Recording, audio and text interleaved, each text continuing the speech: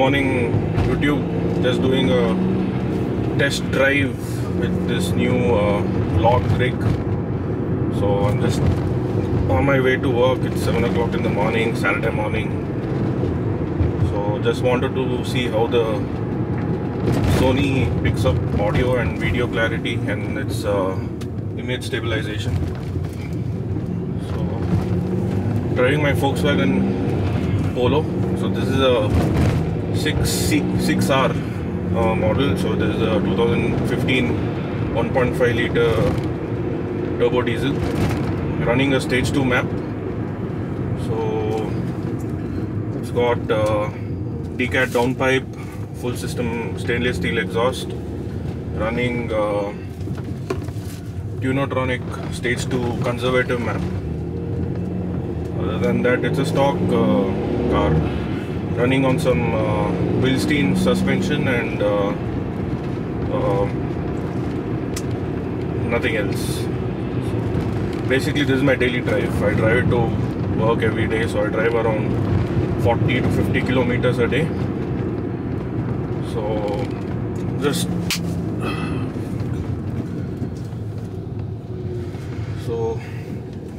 the reason why I'm doing this video is just to, see how the Sony can pick up my voice and then start using it in my other cars. So I have a VTEC as well, so I'll be doing a video on that quite soon. So that's going to be more noisy and more loud, not as quiet as this car. So let me just ramble on this car. So this car is basically run around 7,000 kilometers. Very nice car. I love this car. Other than the odd electrical issue, has been quite good actually. So this being my daily driver, I have a very decent music setup. So the system comprises of these RAM 3Cs in front, along with my Brahma mid basses. Then we have a Helix Pro DSP at the back. So this is running a quasi 3-way. So the RAM 3C is running passive, the Brahmas are running active. They are being powered by a Bicotronic Hypex module run amplifier. That's 180 watt into 180 watt into 4. Yeah, 180 watt into 4. Stable at 2 ohms. Crazy little thing. Just this big. Then I have a Morel Ultimo sub titanium. So that's been run by a Zapco monoblock. This music setup is around close to 5 years old. The Morel is way older than that, as I bought it pre-owned. The Brahmas are around 5 years old.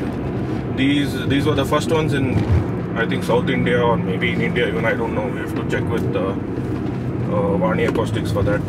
So basically I picked these up just when they got launched. So I had the NZ3 ALBs before, so I didn't have a tweeter before. It was quite nice. I used them for about 4 years, and then I always felt that there was no air in the treble. So the high frequencies were there, but the airiness was not there. So I used to miss out on feeling that high airiness that you generally feel. It sounded a little veiled. So I spoke to Piyush, and he said that we can add a tweeter to sort that out. But then adding a tweeter would mean that I would have to include another 2-channel amp into the system, which I was not looking for. So then what we did basically was, he told me that he gave me this option once it came in. So I basically listened to it, auditioned it for a week, and then definitely works well, doesn't need a tweeter as such. So works really well, and it actually opened up my soundstage, made the imaging much better because of the extended high frequencies. Vocal centering was much better. Now vocals are dead center right now, so I enjoy this music system. Listen to it 2.5 hours every day. So even though I have a home system, a pretty decent one, not a very hi-fi one, it's basically a collection of vintage stuff. So sounds really nice, the home system. So even though I have that, I prefer listening in the car because of the added advantage of DSP. So because of the DSP, doing RTA and getting a proper flat curve makes music much more enjoyable. And the best part about it is, since we can tune the DSP to our liking, so we have an bass knob attenuation thing. So on songs where I feel the low frequency is lacking, I can just increase the bass on the knob and usually keep it in neutral, because I prefer a neutral sounding system. I'm not a bass head or anything, but this car can really rattle everything. This car is, I think it's very heavy car because I've damped everything in this car, except the roof. Best thing about Volkswagens are they are so well insulated. So only the doors and the boot is damped. The roof is not damped and the interior is not damped.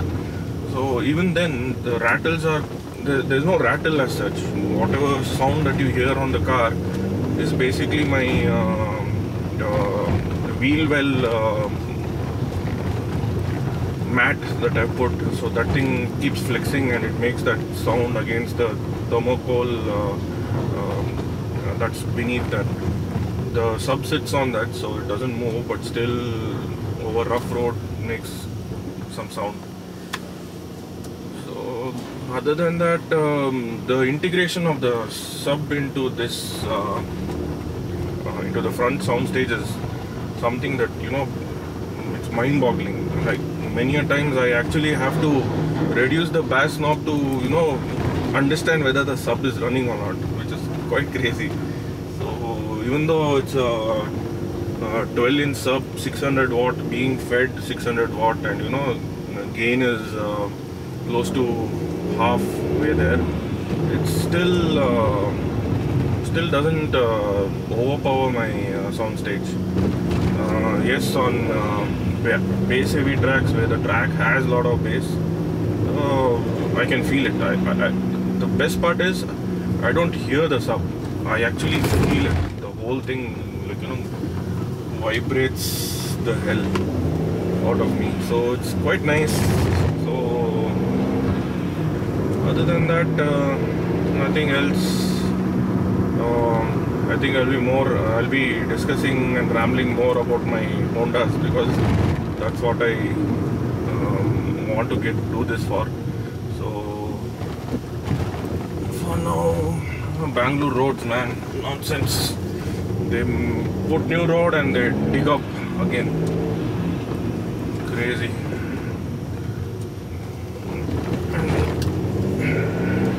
I'm one of those guys who can't drive a car at stock height. I prefer them lowered and I like them stiff. So this is quite a nice setup, suspension setup that I have in this car. It's a combination of Cobra lowering springs, about 30 mm drop with a built-in B6 strut. I've been driving this combination for about 2 to 3 years now. Cobras have been there for about 3 to 4 years. Bilsteins, I recently acquired them. So yeah, they're not as good as, you know, the coilovers. So I've driven same Polo with the Race Concepts coilover, and that thing is something else. Even though the car runs on a 45 profile 17-incher tire, it's way more comfortable than what my car does with a 55 profile tire. Mind-boggling stuff. The suspension, it holds the road like anything, and very comfortable, very manageable. That car is you know, slammed like crazy, lower than my car, but still feels so comfortable. Whereas this feels a little unsteady on uneven surfaces, especially your expansion joints on your flyovers. This thing goes all over the place. But for other than that, it's quite a nice setup compared to stock. Should have gone like that. Nice Cayenne, wrapped in black chrome, I guess. Will be a diesel, obviously. Yeah. Don't understand the point of why people buy Cayennes and, you know, buy diesels. You can buy a Fortuner instead of that.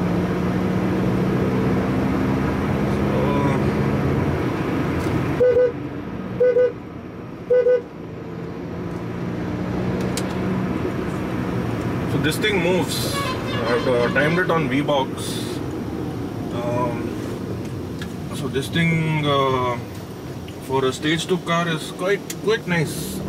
I know it's heat soak is there. It's running a stock intercooler, no change to the plumbing. But for a stockish car, this thing basically quite interesting. It does about 9 seconds to 100 and reaches 160 quite fast.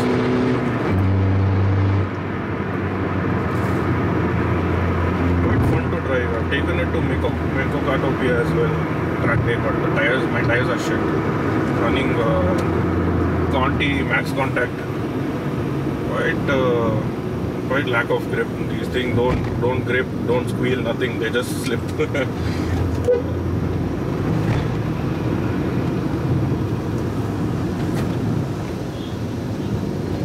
This thing is like a little go-kart for me. I do crazy stuff with this car. Drive it like a nut in the morning. Still returns decent mileage, gives me around 13 in the city, and, you know, in the highway it gives around 18.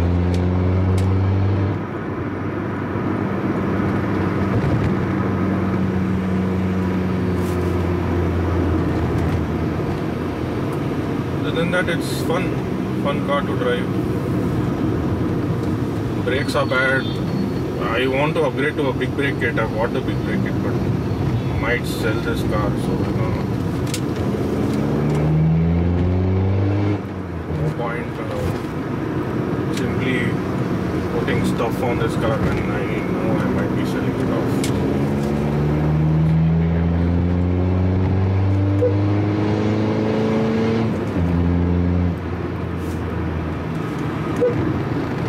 So what happens is, once you do 140, 150, once you break down from 140, 150, 2-3 times, the brakes are not there, they fade. And I'm on, I have used EBC, Ultimax, I've used yellow stuff. No matter what stuff you use, brakes are bad. So I think the reason could be that the rotors get hot, I think. So because the rotors get hot,